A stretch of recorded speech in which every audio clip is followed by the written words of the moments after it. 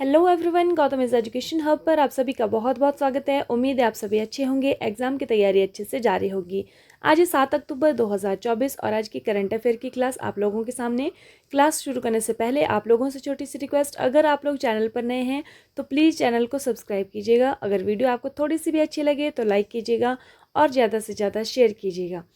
आज का motivational quote, जो रातों को कोशिशों में गवा देते हैं, जो रातों को कोशिशों में गवा देते हैं वही सपनों की चिंगारी को और हवा देते हैं। तो आइए शुरू करते हैं हमारा आज का करंट अफेयर का सेशन। आप लोग मुझे टेलीग्राम पर फॉलो कर सकते हैं, वहाँ पर आप लोगों को डेली का वीडियो का PDF मिलने वाला है। यही नाम है इसका, गौतम इज एजुकेशन हब। आप लोग ज्वाइन हो सकते हैं, आपको लिंक डिस्क्रिप्शन में भी मिल जाएगा, अबाउट सेक्शन में, वहाँ से भी आप लोग ज्वाइन हो सकते हैं। चलिए देखते हैं हमारा पहला क्वेश्चन क्या है। कौन सा देश चागोस द्वीप समूह को मॉरिशस को सौंपने पर सहमत हुआ है? Which country has agreed to hand over the Chagos archipelago to Mauritius? अब देखिए किस जो चागोस द्वीप समूह है, कौन सा देश ने कहा है कि मॉरिशस को सौंपने पर ये सहमति अपनी व्यक्त कर दी है? तो इसका सही आंसर हमारे पास होने वाला है यूनाइटेड किंगडम। ठीक है, तो ये जो यूनाइटेड किंगडम है, इसका जो कब्जा था वो चागोस द्वीप समूह पर था। यूनाइटेड किंगडम और मॉरिशस के बीच एक समझौता हुआ है, जिस समझौते पर ये सहमत हो गए हैं, जिसके तहत यूनाइटेड किंगडम अपने अधीन चागोस द्वीप समूह और डिएगो गार्सिया द्वीप को मॉरिशस को वापस कर देगा। यह समझौता अफ्रीकी महाद्वीप पर ब्रिटिश उपनिवेशवाद के अंत का भी प्रतीक है। आप लोग जानते हैं कि जो ब्रिटेन है उसने बहुत सारे कंट्रीज़ को अपना जो है वो गुलाम बना के रखा हुआ था। ठीक है, तो इसी तरह से अभी तक यहाँ पर एक जो चागोस द्वीप समूह और डिएगो गार्सिया, ये हिंद महासागर में है ये द्वीप, तो इन पर अभी तक किसका अधिकार था? ब्रिटेन का अधिकार था, यूनाइटेड किंगडम का अधिकार था। तो अभी एक समझौते के तहत ये मॉरिशस से इन्होंने छीन लिए थे, तो अभी एक समझौते के तहत मॉरिशस को इसको वापस किया जा रहा है। लेकिन अभी भी यहाँ पर एक समस्या है कि ये जो डिएगो गार्सिया द्वीप है, यहाँ पर अमेरिका का जो एक सैन्य अड्डा है, तो 99 ईयर्स तक वो अड्डा जो है वो उसका जो लीज पर है वो, तो इसलिए वो उसी का ही रहने वाला है अमेरिका का। ठीक है, हिमाचल प्रदेश में कितने जिले के पर्यटन परियोजनाओं को हाल ही में स्वीकृत एशियाई विकास बैंक द्वारा हिमाचल प्रदेश को वित्त पोषित किया जाएगा?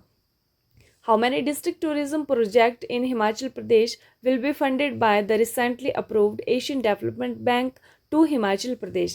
तो यहाँ पर बात हो रही है विकास की, कि हिमाचल प्रदेश के जिलों में जो विकास, पर्यटन के लिए विकास किया जाना है, उसके लिए कितने जिलों को नामित चयनित किया गया है, जिसके लिए कि ADB जो एशियन डेवलपमेंट बैंक है वहाँ से हिमाचल को ऋण मिलने वाला है। तो कौन कितने ज़िले हैं? ये हैं 5 जिले। कितने ज़िले हैं? 5 जिले हैं। तो आइए देखते हैं कौन कौन से ज़िले हैं। इन जिलों में हमीरपुर, कांगड़ा, कुल्लू, मंडी और शिमला। ठीक है, ध्यान से इनको याद रखिएगा। अगर जो हिमाचल प्रदेश के जो भी स्टूडेंट्स हैं उनके लिए बहुत इंपॉर्टेंट क्वेश्चन है ये। और अगर हम बात करें कि हिमाचल प्रदेश में टोटल कितने डिस्ट्रिक्ट्स हैं, तो हिमाचल प्रदेश में टोटल हैं 12 डिस्ट्रिक्ट्स। ठीक है, 12 जिले हैं। तो 5 जिले हमीरपुर, कांगड़ा, कुल्लू, मंडी और शिमला, इनको जो पर्यटन की दृष्टि से डेवलपमेंट किया जाएगा यहाँ पर। अगर हम बात करें कि एशियाई विकास बैंक की स्थापना, तो ये हुई थी, ADB की जो स्थापना है 1996 में हुई थी, 19 दिसंबर को। और भारत सहित 31 कंट्रीज जो हैं इसके संस्थापक सदस्य हैं। ठीक है, और इसमें वर्तमान में अगर हम बात करें तो 68 मेंबर्स हैं इसके, और 49 जो एशिया प्रशांत क्षेत्र से हैं और 19 इसके बाहर से हैं। अब देखिए यहाँ पर कन्फ्यूज़न क्या होता है, एशियन डेवलपमेंट बैंक है, तो यहाँ पर एक क्वेश्चन आता है कि क्या यहाँ पर जो कंट्रीज़ हैं वो एशिया की ही कंट्रीज़ यहाँ पर शामिल है या फिर नॉन एशियन कंट्रीज़ भी यहाँ पर शामिल होती हैं। ठीक है, तो अभी यहाँ पर लिखा हुआ है, क्लियर लिखा गया है कि 49 जो कंट्रीज़ हैं वो एशिया प्रशांत क्षेत्र से हैं और 19 जो है वो इसके बाहर से, मतलब नॉन एशियन भी इसमें हैं। ठीक है, अगर इसके हेडक्वार्टर की हम बात करें तो मंडालुयोंग शहर फिलीपींस में, फिलीपींस कहाँ पर है? फिलीपींस मनीला जो यहाँ पर इसका हेडक्वार्टर है मंडालुयोंग शहर में। ठीक है, और अध्यक्ष इसके कौन है? मासासुगु आसाकावा। ठीक है, ये इसके अध्यक्ष हैं वर्तमान में। नेक्स्ट क्वेश्चन है क्वेश्चन नंबर 3। प्रधानमंत्री मोदी ने बंजारा विरासत संग्रहालय का उद्घाटन कहाँ किया है? Where did prime minister Modi inaugurate the Banjara heritage museum? तो इसका सही आंसर हमारे पास होने वाला है महाराष्ट्र में। कहाँ पर किया है? महाराष्ट्र में किया है। ठीक है, बंजारा हेरिटेज म्यूजियम, जिसको कि हम बोलते हैं बंजारा विरासत संग्रहालय, तो ये महाराष्ट्र में किया है। महाराष्ट्र के पोहरा देवी में, कहाँ पर किया है? पोहरा देवी में वाशिम में स्थित है। तो एक्चुअल जो प्लेस है वो उसका नाम है पोहरा देवी, जो कि महाराष्ट्र के वाशिम में स्थित है। ठीक है। बंजारा, आप लोग जानते हैं कि बंजारे जो होते हैं उन्हीं का जो संग्रहालय, उन्हीं की जो विरासत की जो चीज़ें हैं उनको वहाँ पर म्यूजियम में रखा जाएगा। क्वेश्चन नंबर 4 है 2024-25 2024-25 सत्र का ईरानी कप किसने जीता है? Who has won the Irani cup 2024-25 season? तो इसका सही आंसर हमारे पास होने वाला है मुंबई टीम। ठीक है, मुंबई टीम ने जीता है ईरानी कप को 2024-25 की, और हराया किसको है? शेष भारत को हराया है। ठीक है, यहाँ से थोड़ी सी बढ़त से इन्होंने जीता है मुंबई टीम ने। अगर हम बात करें कि इस कहाँ पर हुआ था, ये आयोजित हुआ था कहाँ पर, तो ये बिहारी वाजपेयी एकाना स्टेडियम लखनऊ के अंदर जो है वो आयोजित हुआ था। 2024-25 सीजन ईरानी कप जीतने वाली जो मुंबई टीम है जिन्होंने जीता है, तो इसके कप्तान कौन थे?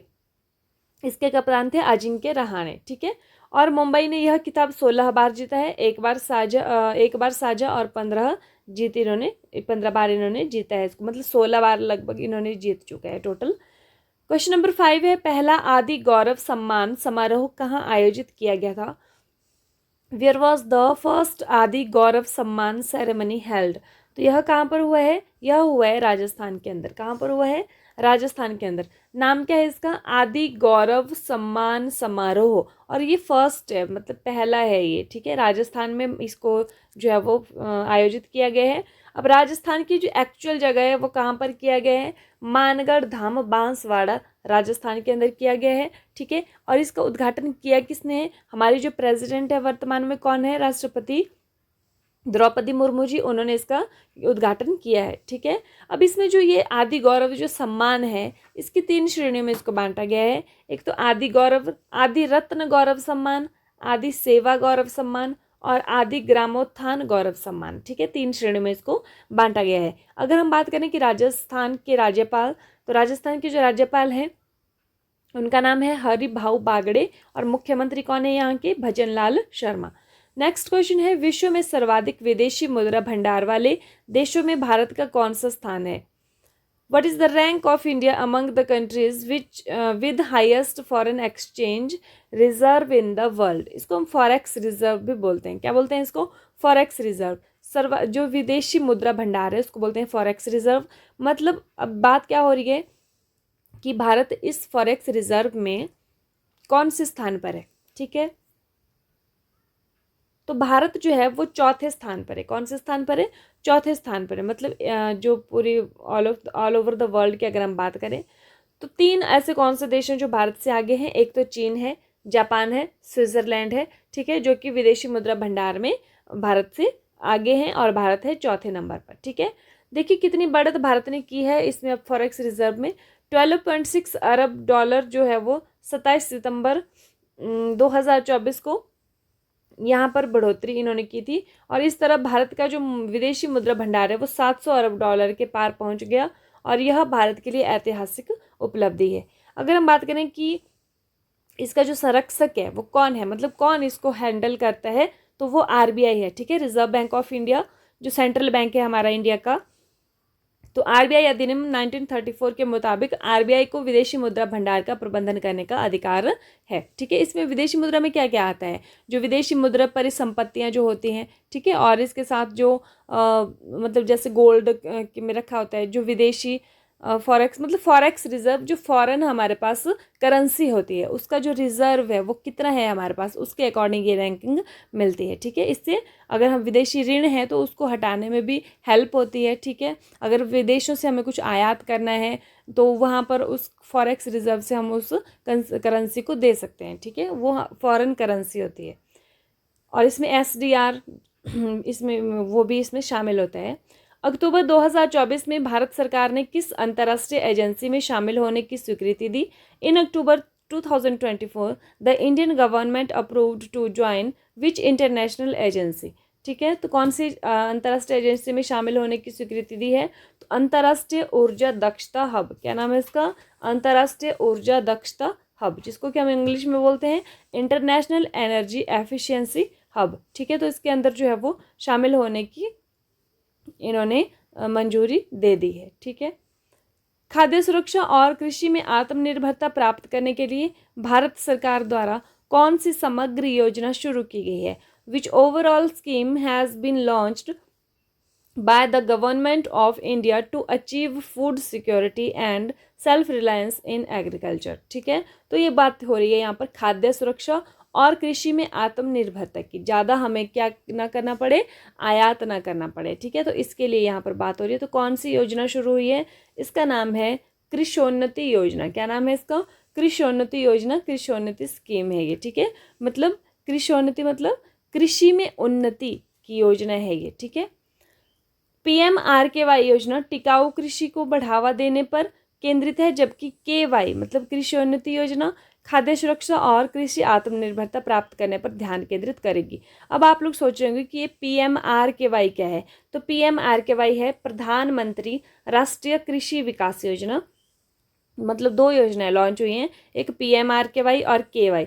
जो PMRKY है प्रधानमंत्री राष्ट्रीय कृषि विकास योजना, और दूसरी है कृषोन्नति योजना जिसका नाम है KY योजना। ठीक है, तो खाद्य सुरक्षा और कृषि आत्मनिर्भरता के लिए KY योजना है। ठीक है, नेक्स्ट है अक्टूबर 2024 में केंद्र सरकार द्वारा किन भारतीय भाषा या भारतीय भाषाओं को शास्त्रीय भाषा का दर्जा दिया गया है?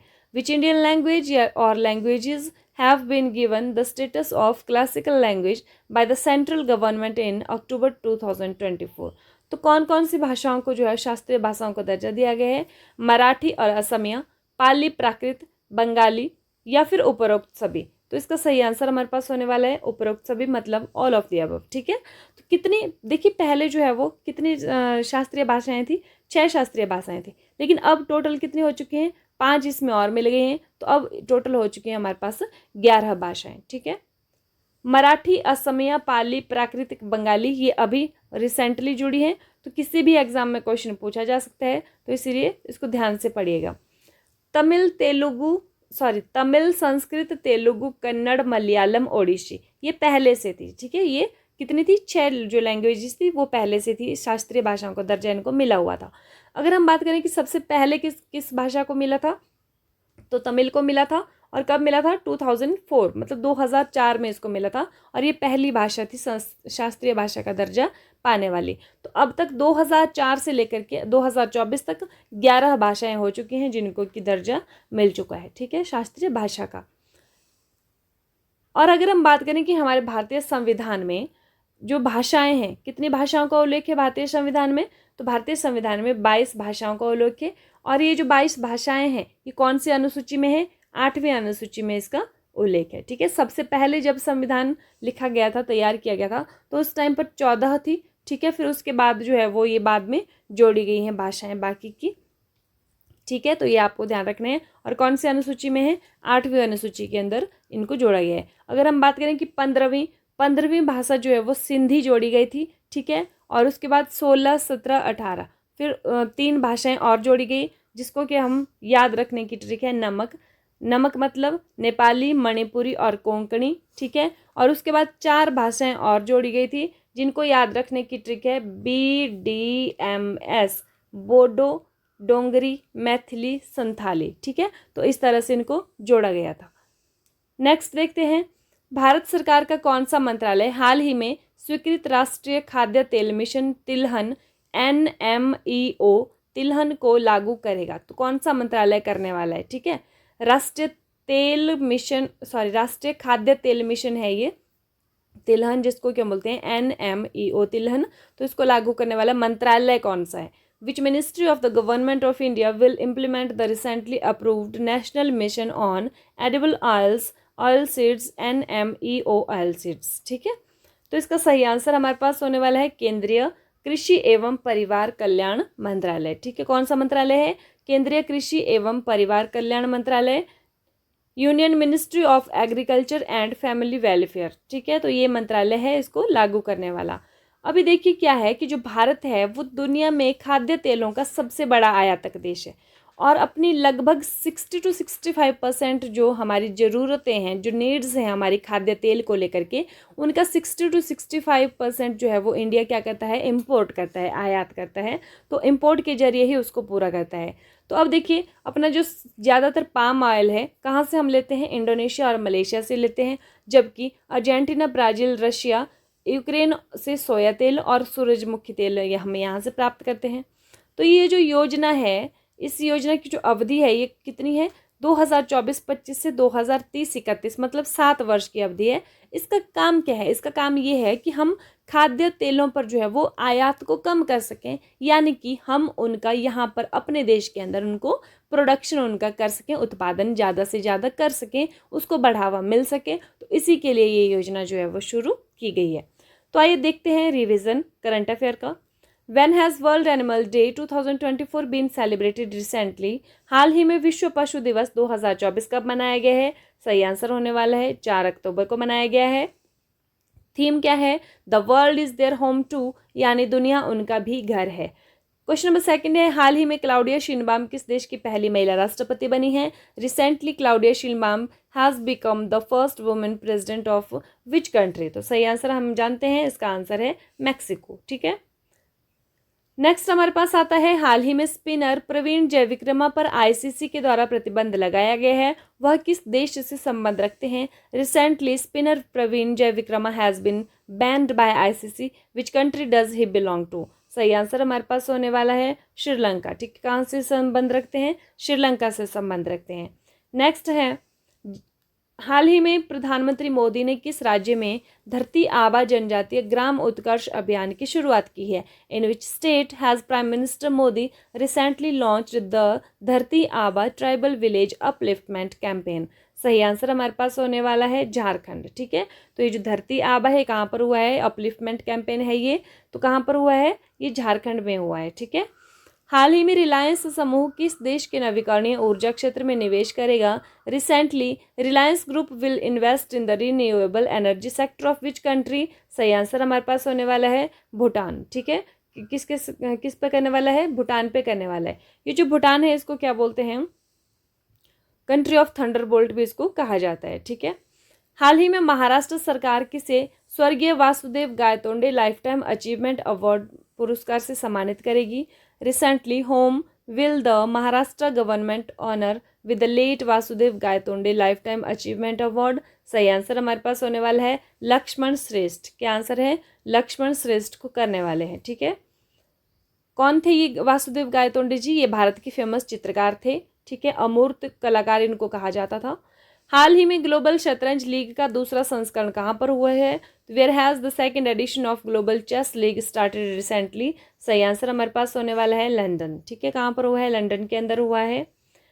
हाल ही में कहाँ बायो सीएनजी प्लांट वाली भारत की पहली आधुनिक गौशाला का उद्घाटन हुआ है? Where was India's first modern cowshed with bio CNG plant inaugurated recently? सही आंसर हमारे पास होने वाला है मध्य प्रदेश। ठीक है, मध्य प्रदेश में हुआ है ये, ग्वालियर में। ठीक है, नेक्स्ट है, हाल ही में कौन सी राज्य सरकार मुख्यमंत्री युवा उद्यमी विकास अभियान शुरू करेगी? Which state government will recently launch the chief minister youth entrepreneur development campaign? तो कौन सी सरकार करेगी? उत्तर प्रदेश इसको शुरू करने वाली है। हाल ही में उत्कर्ष लघु वित्त बैंक का अध्यक्ष किसे नियुक्त किया गया है? Who has been recently appointed as the chairman of Utkarsh small financial bank? सही आंसर हमारे पास होने वाला है पीके गुप्ता। ठीक है, किसको किया गया है? पीके गुप्ता जी को किया गया है। अब ये जो रिवीजन है ये आपको जो सितंबर मंथ का है और कुछ अगस्त मंथ का बच गया है वो भी हम इसमें कवर करने वाले हैं, लेकिन सितंबर का मैंने शुरू कर दिया है 1 सितंबर से। ठीक है, हाल ही में सुप्रीम कोर्ट के नए झंडे और राष्ट्र प्रतीक चिन्ह को किसने लॉन्च किया है? तो ये किया है हमारे राष्ट्रपति द्रौपदी मुर्मू जी ने। हाल ही में अंतर्राष्ट्रीय ओलंपिक समिति ने किसे ओलंपिक ऑर्डर के स्वर्ण पदक से सम्मानित किया है? तो ये किया है इमैनुअल मैक्रोन को। कहाँ के राष्ट्रपति हैं? फ्रांस के राष्ट्रपति हैं, क्योंकि वहाँ पर क्या हुआ था, फ्रांस पेरिस में इसको आयोजित किया गया था ओलंपिक को, तो इसीलिए आयोजन के लिए इनको दिया गया है। हाल ही में 133वें डूरंड कप का खिताब किसने जीता है? तो ये नॉर्थ ईस्ट यूनाइटेड एफसी ने जीता है। हाल ही में लेप्टोस्पायरोसिस प्रकोप से कहाँ पर 121 मौतें, मैंने पहले भी कहा था कि आंकड़ा अगर ध्यान में ना रखें तो मौतें लेप्टोस्पायरोसिस से अधिक मौतें कहाँ पर हुई हैं? तो ये कहाँ पर हुई हैं? केरल में हुई है। लेप्टोस्पायरिस क्या है? चूहों के मूत्र से फैलता है ये जो विषाणु है, ठीक है, और इससे मौतें होती हैं। हाल ही में चर्चा में रहे प्रोजेक्ट नमन का संबंध किससे है? तो ये भारतीय सेना से संबंध है, ठीक है। नेक्स्ट है, हाल ही में शंभू सीमा पर प्रदर्शन कर रहे किसानों की शिकायतों का समाधान करने के लिए किसकी अध्यक्षता में समिति का गठन किया गया है? तो ये नवाब सिंह की अध्यक्षता में। और अगर हम बात करें कि शंभू सीमा कहाँ पर है, तो ये पंजाब और हरियाणा के बीच में है। हाल ही में वायुसेना के उप प्रमुख पद पर किसे नियुक्त किया गया है? तो उप प्रमुख की अगर हम बात करें वायुसेना की, तो ये किया गया है तेजिंदर सिंह जी को, ठीक है। नेक्स्ट हमारे पास आता है, हाल ही में भारतीय नौसेना के जहाज तबर ने किस देश के नौसैनिक जहाज अटालिया के साथ समुद्री साझेदारी अभ्यास किया है? तो कहाँ का जहाज है? ये स्पेन का जहाज है। हाल ही में रमन मैग्सेसे पुरस्कार 2024 के लिए चुनी गई डॉक्टर गुएन थी नोक किस देश से संबंध रखती हैं? तो कहाँ से संबंध रखती हैं? ये वियतनाम से संबंधित हैं। हाल ही में ट्रैक और फील्ड में 2 पदक जीतने वाली पहली भारतीय महिला एथलीट कौन है? तो ट्रैक और फील्ड की यहाँ पर बात हो रही है, तो प्रीति पाल ने जीते हैं 2 पदक। भारत अपना पहला राष्ट्रीय अंतरिक्ष दिवस किस दिन मनाएगा मतलब ये उस टाइम का करंट अफेयर है, अगस्त का था ये, ठीक है। तो अभी भारत ने मना चुका है, भारत तो कब मनाया है? 23 अगस्त को मना चुका है, ठीक है। पहले वाला 23 अगस्त 2024 को मनाया है, ठीक है। ऐसा क्यों किया है? क्योंकि जो हमारा चंद्रयान हमने लॉन्च किया था, चंद्रयान 3, वो कब अंतरिक्ष में पहुंचा था? 14 अगस्त को हमने भेजा था उसको, ठीक है, वो अंतरिक्ष जाने के लिए। और 23 सितंबर को ये कहाँ पहुंचा, 23 अगस्त को जो है वो 14 जुलाई को वहाँ पर भेजा गया था। सॉरी मिस्टेक हो गई यहाँ पर डेट्स में। 14 जुलाई को इसको जो है वो स्पेस के लिए भेजा गया था और 23 अगस्त को वहाँ पर पहुँचा था। और जिस पॉइंट पर पहुँचा था उसका नाम रखा हुआ था शिव शक्ति पॉइंट। और जिस दिन पहुँचा उस दिन हमने डिसाइड किया कि हम जो है वो अंतरिक्ष दिवस मनाएंगे। 26वां C8 पुरुष वर्ष का अंतर्राष्ट्रीय क्रिकेटर का पुरस्कार किसने जीता है? तो ये जीता है रोहित शर्मा ने। भारत का पहला संविधान संग्रहालय कहाँ पर स्थापित होगा? तो कहाँ पर होने वाला है? ये होने वाला है हरियाणा के अंदर। हाल ही में आतंकवाद के पीड़ितों की याद और श्रद्धांजलि का अंतर्राष्ट्रीय दिवस 2024 कब मनाया गया है? तो यह मनाया गया 21 अगस्त को, ठीक है। पहली बार 2018 में मनाया गया था। हाल ही में आजीवन उपलब्धि के लिए राष्ट्रीय भू विज्ञान पुरस्कार 2023 से किसे सम्मानित किया गया है? तो यह किया गया है प्रोफेसर धीरज मोहन बनर्जी जी को। हाल ही में सुपरमून ब्लू मून की दुर्लभ खगोलीय घटना कब हुई है? तो यह हुई है 19 अगस्त को। एक्चुअली 19 अगस्त को पूर्णिमा थी इस दिन, ठीक है, तो तभी हुई है ये। हाल ही में दुनिया की सबसे बुजुर्ग महिला मारिया ब्रान्यास मोरेरा का 117 वर्ष की आयु में कहाँ पर निधन हुआ है? तो कहाँ पर हुआ है? यह हुआ है स्पेन के अंदर। हाल ही में रक्षा मंत्री राजनाथ सिंह ने किसके सम्मान में शताब्दी स्मारक सिक्का जारी किया है? तो किसकी? एम करुणानिधि की सम्मान में किया है। ये जो एम करुणानिधि हैं, जो स्टालिन जी हैं, ठीक है, एम के स्टालिन, उनके पिताजी हैं ये, जो तमिलनाडु के थे। हाल ही में पहली हरित अमोनिया निर्यात के लिए भारत और किस देश ने समझौता किया है? तो यह भारत और जापान के बीच में हुआ है। नेक्स्ट हमारे पास आता है, हाल ही में कौन सा देश पहले ई स्पोर्ट्स ओलंपिक खेलों की मेजबानी करने वाला है? तो ये सऊदी अरब करने वाला है, ठीक है। लास्ट में आप लोगों के लिए फिर से मोटिवेशनल कोट, मंजिल उन्हीं को मिलती है जिनके सपनों में जान होती है। मंजिल उन्हीं को मिलती है जिनके सपनों में जान होती है। पंख होने से कुछ नहीं होता, हौसलों से उड़ान होती है। तो आपके हौसले इतने बुलंद हैं कि आप लोग जो है वो अपनी मंजिल को पा सकते हैं, ठीक है। इसी के साथ thank you and have a nice day. खुश रहिए, अपना ख्याल रखिए और अपनी तैयारी को डे बाय डे मजबूत रखिए। एग्जाम की तैयारी अच्छे से करते रहिए।